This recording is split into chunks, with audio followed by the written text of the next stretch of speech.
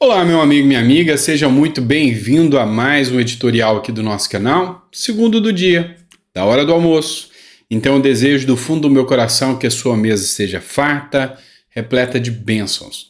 Às vezes você pode até estranhar porque eu falo isso na maioria dos vídeos que eu faço do meio-dia, né?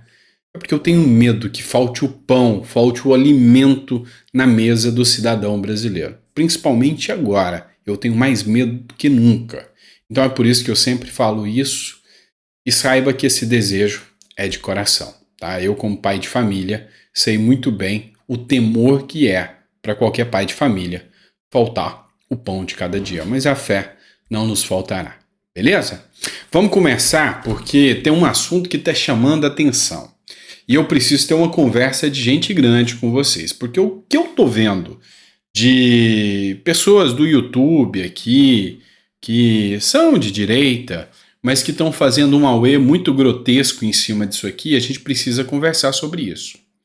Parlamentares querem que Alexandre de Moraes vá depor na CPMI de 8 de janeiro. Vamos lá. Essa matéria aqui é da Gianluca Gattai, que publicou ontem, dia 9, tá bom? Presta atenção. Os deputados e senadores apoiadores do ex-presidente Jair Bolsonaro querem que o ministro do Supremo Tribunal Federal, Alexandre de Moraes, deponha na CPMI dos atos do dia 8 de janeiro. Aqui, este é o ponto. Um requerimento para convocar Moraes já foi protocolado, porém, ainda não existe perspectiva de votação. Vamos falar sobre isso? O que eu preciso que você entenda, tá? A direita precisa ser estratégica, inteligente na hora de agir. Assim como Nicolas Ferreira também pediu que Lula fosse ouvido. Seria importante? Lógico. Seria revelador para o povo brasileiro? Com toda certeza. Mas é juridicamente viável? Não. Não vai acontecer. E eu não posso vir aqui e mentir para vocês. Não vai acontecer. Já existem decisões, inclusive do próprio Supremo Tribunal Federal, o qual é acatado pelo Congresso Nacional, de que presidentes dos respectivos poderes não podem ser convocados para CPMI ou CPI. Inclusive, Lula não pode, Moraes ou qualquer ministro do Supremo não pode, e nem Pacheco e nem Lira. Segundo eles, seria uma violação da separação dos poderes. Tá, mas vamos dizer que os membros da CPMI resolvam votar a convocação de Alexandre de Moraes. Automaticamente ele entra com um pedido no próprio Supremo, que o Supremo nega. E aí a minha pergunta é: quem é que vai fazer se cumprir isso? Não vai. Então por que eu estou falando? E aqui eu estava assistindo um editorial da Jovem Pan, onde estava o Pavinato conversando com outros comentaristas, que eles disseram o seguinte: tá na hora de parar de fazer firula jogada ao vento. Tá na hora de parar com isso. Tá na hora de focar em pontos realmente cruciais, tá? Que é dar a visibilidade, a devida visibilidade àquilo que precisa ser mostrado. Exemplo que eu cito para você aqui, a grande questão da Damares Alves, que protocolou um requerimento para que a ONU acompanhasse o que se descobrisse sobre as prisões que aconteceram. Essa sim tem grande possibilidade de ser eivada de danos e violações aos direitos humanos. Aí sim, porque aí a mídia nacional ou internacional vai reverberar isso.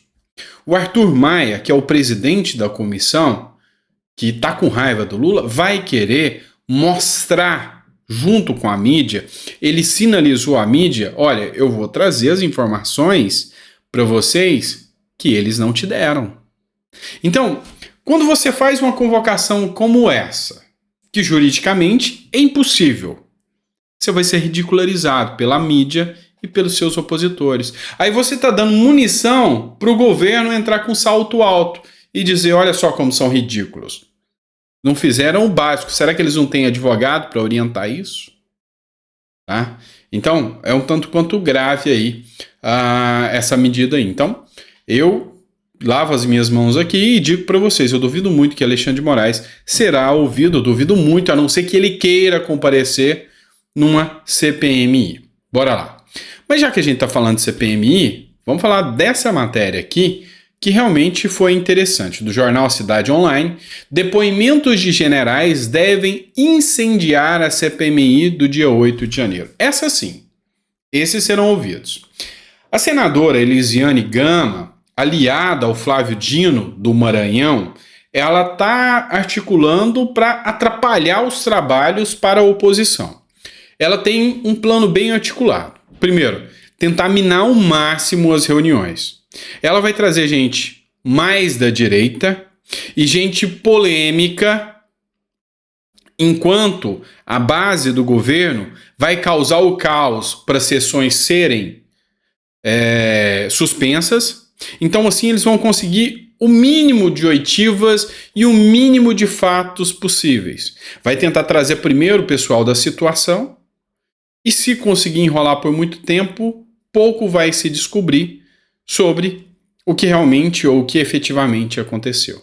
Então, os primeiros a serem ouvidos são General Heleno Braga Neto e provavelmente esse inexcusável por atuação do Arthur Maia e não da Elisiane Gama, o Gonçalves Dias, que era o sombra do Lula.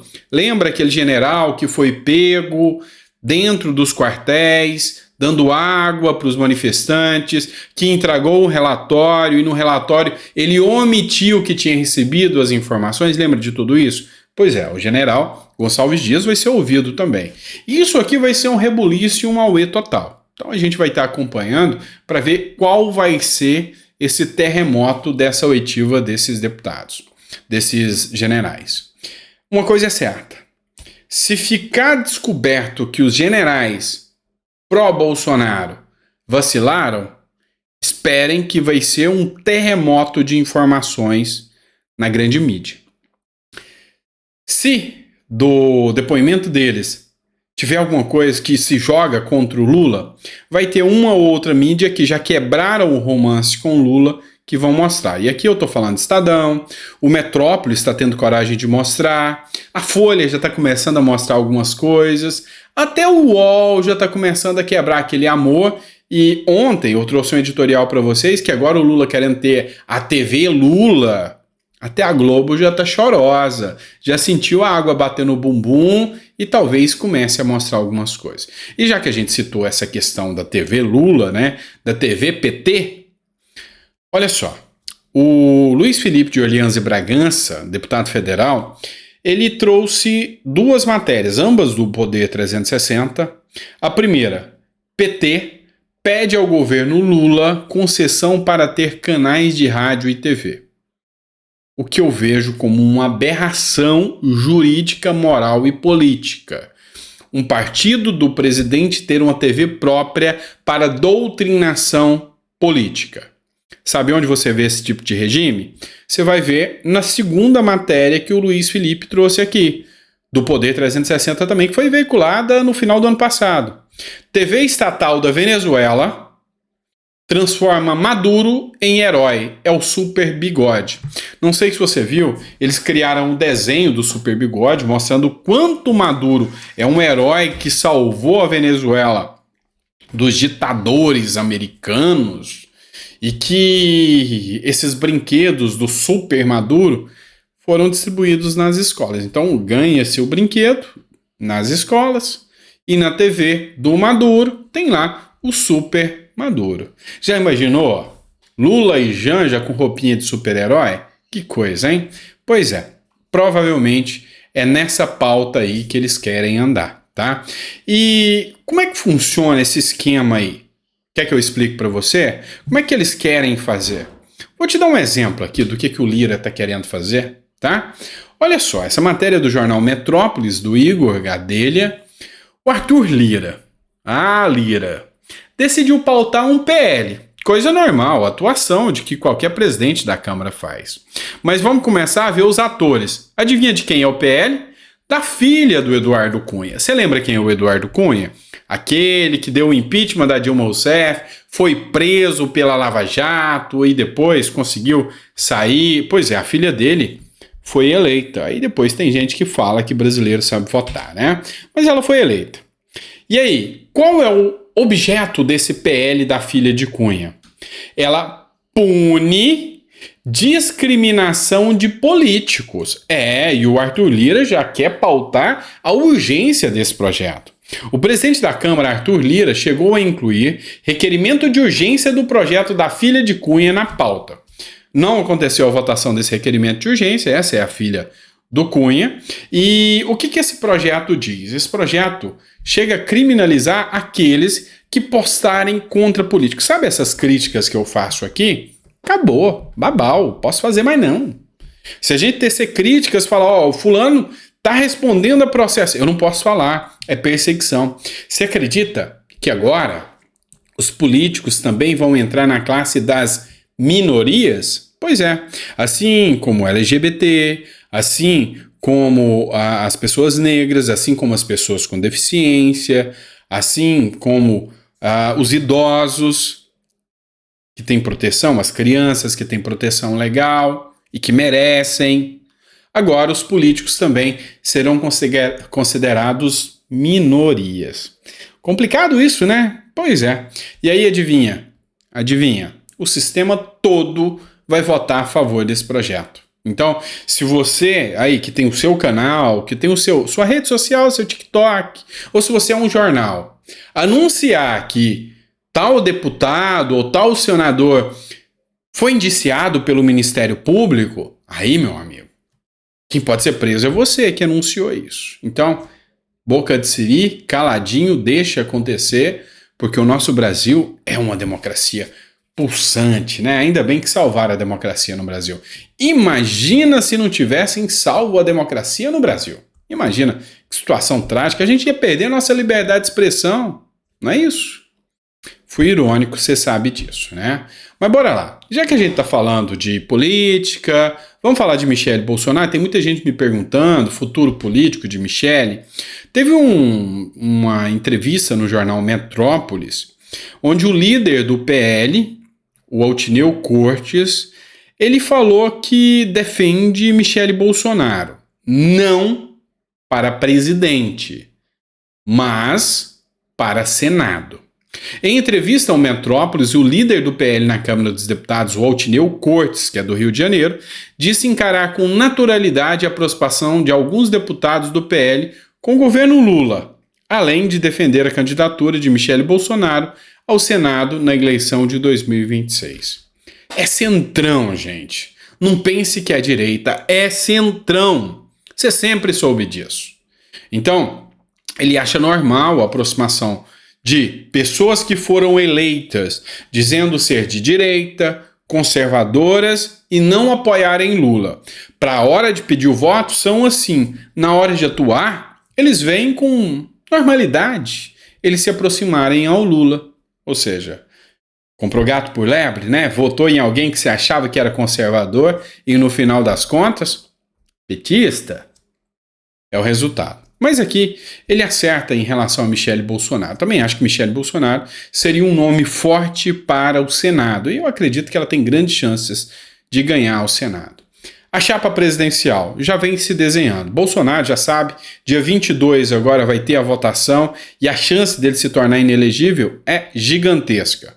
Tanto é que ele já sinaliza que Tarcísio pode deixar os republicanos vir para o PL do Bolsonaro e tentar concorrer à cadeira presidencial. Não à toa já começaram os ataques pesados a Tarcísio de Freitas, os quais nós vamos citar em próximos editoriais aí, tá bom? Espero que você tenha gostado do nosso editorial, é sempre um prazer, a gente faz com todo carinho, a gente estuda política, a gente faz análises, a gente estuda ao máximo que a gente consegue, lê livros, acompanha os noticiários para te manter bem informado e trazer argumentos coerentes. Mas às vezes a gente erra, tá? E nos erros, eu peço desculpas, a gente é humano, mas coloca no comentário. sempre com educação, com democracia. Ó, acho que você errou. Vocês já me viram mudar de posicionamento aqui? Não foi uma, nem duas vezes, foram várias. Onde eu venho e falo, ó, eu acho que não deveria ir nessa manifestação. Ah, não, agora eu acho que deveria. Ou o contrário, né, que foi o que aconteceu.